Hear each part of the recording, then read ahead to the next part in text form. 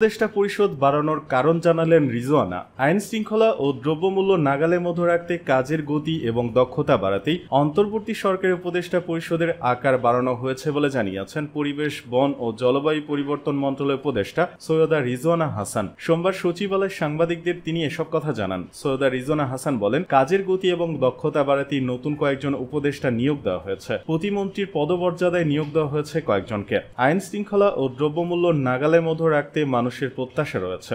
এসব বিষয় গুরুত্ব দিয়ে বিবেচনা করা হয়েছে বলেই উপদেষ্টা পরিষদের আকার বাড়ানো হয়েছে। প্রধান উপদেষ্টার বিশেষ সহকারী মাহফুজ আলমকে কোনো দপ্তরে দেওয়া হলো কেন, এমন প্রশ্নের জবাবে রিজওয়ানা বলেন, কৌশলগত কারণে তাকে উপদেষ্টার পদমর্যাদা দেওয়া হয়েছে। জুলাই আগস্টের গণহত্যার বিচার ও সংস্কারকে গুরুত্ব দিয়ে সরকার কাজ করছে জানিয়ে পরিবেশ উপদেষ্টা বলেন, কমিশন যেগুলো হয়েছে মঙ্গলবারের মতো বাকিগুলো চূড়ান্ত করা হবে, এরপরই সংস্কারের কাজগুলো শুরু হবে। নির্বাচন নিয়ে সাংবাদিকদের এক প্রশ্নের জবাবে তিনি বলেন, রাজনৈতিক দলগুলো নির্বাচন চাইবে, এটাই স্বাভাবিক, কিন্তু তারা সংস্কারের দাবিও অস্বীকার করছে না। রাজনৈতিক দলগুলোর কাছ থেকে সংস্কারে বাধা এসেছে এরকম হয়নি। রাজনৈতিক দলগুলোর সঙ্গে সরকারের বোঝাপড়া ডায়লগ চলছে।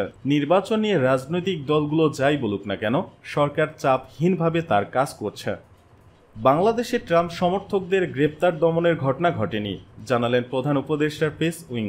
বাংলাদেশে যুক্তরাষ্ট্রের নবনির্বাচিত প্রেসিডেন্ট ডোনাল্ড ট্রাম্পের সমর্থকদের কোনো গ্রেপ্তার বা দমন অভিযানের ঘটনা ঘটেনি। ভারতীয় একটি গণমাধ্যমের এ ধরনের প্রকাশিত সংবাদকে জাল বলে দাবি করেছে অন্তর্বর্তী সরকারের প্রধান উপদেষ্টার প্রেস উইং ফ্যাক্টস। সোমবার দিনগত রাতে সিএ প্রেস উইং ফ্যাক্টসের ভেরিফাইড ফেসবুক পেজে দেয়া এক পোস্টে এমন দাবি করা হয়েছে। সেখানে বলা হয়েছে, রাজধানীতে নাশকতামূলক কর্মকাণ্ডের পরিকল্পনার অভিযোগে রোববার দেশে গণহত্যা, দুর্নীতি ও কোটি কোটি ডলার পাচারের অভিযোগে আওয়ামী লীগের কয়েক ডজন নেতাকর্মী, কর্মকর্তা ও সদস্যদের ঢাকা থেকে গ্রেপ্তার করা হয়েছে। ঢাকা মেট্রোপলিটন পুলিশ এ বিষয়ে একটি বিবৃতি দিয়েছে। সেখানে বলা হয়েছে, পলাতক আওয়ামী লীগ নেতা শেখ হাসিনা তার সমর্থকদের ডোনাল্ড ট্রাম্পের পোস্টার বহন করার এবং গ্রেপ্তারের বিরুদ্ধে ঢাল হিসেবে ব্যবহার করার নির্দেশ দেওয়ার কারণে তারা সেগুলো বহন করছিল। আটকরা পুলিশকে বলেছে যে তারা মার্কিন রাজনীতি অনুসরণ করে না, শুধু হাসিনার নির্দেশে ট্রাম্পের পোস্টার বহন করেছিল। প্রেস উইং আরও জানায়, আগস্টে অভূতপূর্ব বিপ্লবে শেখ হাসিনা ক্ষমতাচ্যুত হওয়ার পর থেকে কিছু ভারতীয় সংবাদপত্র ছাত্র নেতৃত্বাধীন গণ অভ্যুত্থান সম্পর্কে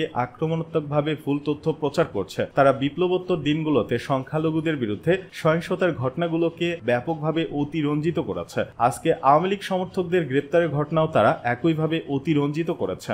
দেশ ত্যাগের আগে শাহাবুদ্দিনকে কিছুই বলেননি হাসিনা, কারণ কি কারণে রাষ্ট্রপতিকে কিছু না বলেই শেখ হাসিনা ভারতে পালিয়ে যান তা উঠে এসেছে দৈনিক মানবজমিনের এক প্রতিবেদনে। সংবাদ মাধ্যমটির রাজনৈতিক ম্যাগাজিন সংস্করণ জনতার চোখে প্রকাশিত প্রেসিডেন্টের সঙ্গে যে কারণে প্রধানমন্ত্রীর সম্পর্কের অবনতি ঘটেছিল শিরোনামে প্রকাশিত এক প্রতিবেদনে ওই তথ্য প্রকাশ করা হয়। প্রতিবেদনে বলা হয়, ক্ষমতাচ্যুত হওয়ার আগে প্রেসিডেন্ট শাহাবুদ্দিনের সঙ্গে প্রধানমন্ত্রী শেখ হাসিনার সম্পর্কের চরম অবনতি ঘটেছিল। অন্তত দুইটি বিষয় নিয়ে দেখা সাক্ষাৎ পর্যন্ত বন্ধ হয়ে গিয়েছিল দুইজনের মধ্যে।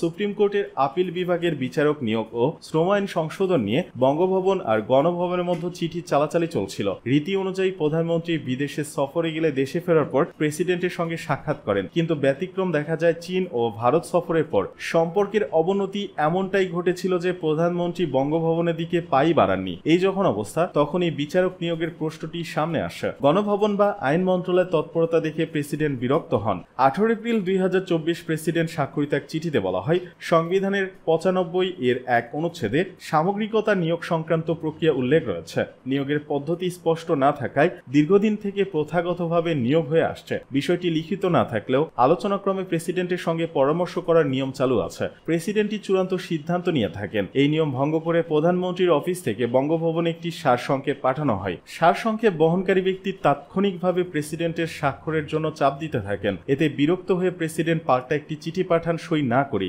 এতে তিনি বলেন, যেভাবে সারসংক্ষেপ পাঠানো হয়েছে তাতে প্রেসিডেন্টের এখতিয়ার নিয়ে প্রশ্ন তোলা হয়েছে। প্রেসিডেন্ট লিখেন, আমি কিছুই জানি না, অথচ আমাকে চূড়ান্ত অনুমোদন দিতে হবে। প্রচলিত নিয়ম নীতি উপেক্ষা করে প্রেসিডেন্টকে পুতুল বানানো হয়েছে। শুধুমাত্র আমার ক্ষেত্রে এর ব্যতিক্রম কেন? দীর্ঘদিন ধরে চলে আসা পদ্ধতি ও প্রক্রিয়া উপেক্ষা করার কি অর্থ আছে? আইনমন্ত্রী প্রেসিডেন্টের সঙ্গে পরামর্শ করারও প্রয়োজন মনে করেননি। সব মিলিয়ে প্রেসিডেন্ট ব্যথিত হন, এটাও উল্লেখ ছিল চিঠিতে। এই চিঠির অনুলিপি দেওয়া হয় প্রধানমন্ত্রী, প্রধান বিচারপতি ও আইনমন্ত্রীর দপ্তরে। করে। ওদিকে প্রচলিত শ্রম আইন নিয়েও ভিন্নমত দেখা দেয়। আলোচনা না করে প্রেসিডেন্টের স্বাক্ষর নেওয়ার জন্য সারসংক্ষেপ পাঠানো হয়। এতে প্রেসিডেন্ট মনঃক্ষুণ্ণ হন। এতে করেই বঙ্গভবন ও গণভবনের মধ্যে সম্পর্কের অবনতি ঘটতে থাকে।